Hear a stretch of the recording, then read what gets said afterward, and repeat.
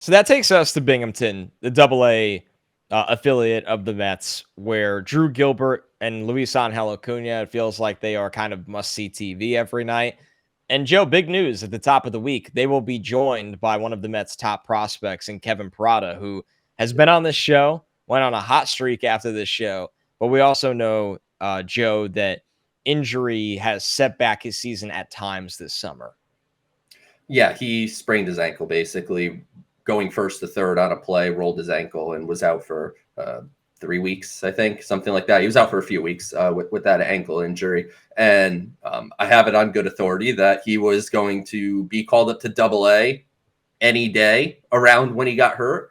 So that setback, obviously, he rehabbed with St. Lucie and went back to Brooklyn for like a week plus. And now he's just getting called up to AA. He was hitting very well before the injury. He had the post Mets pod pump that he was able to hit. And yeah, exactly. We'll get to another one of those in a minute, by the way. For sure. But Parada, certainly is someone who warrants being at the AA level. And now you can throw him in a lineup with Acuna and Gilbert, and that makes it a pretty fun prospect lineup. And Gilbert keeps hitting.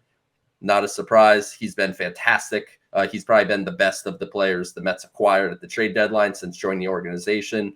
Acuna is hitting over 400 over the last week, so he seems to be catching his stride a little bit. The one thing I'd like to see from him, extra base hits. Like, I know home runs are not going to be a big part of his game, but he's not hitting doubles or triples much. It's singles and stealing bases, which is nice. But we want to see Luisangel Acuna tap into some of that gap power that he does have in there.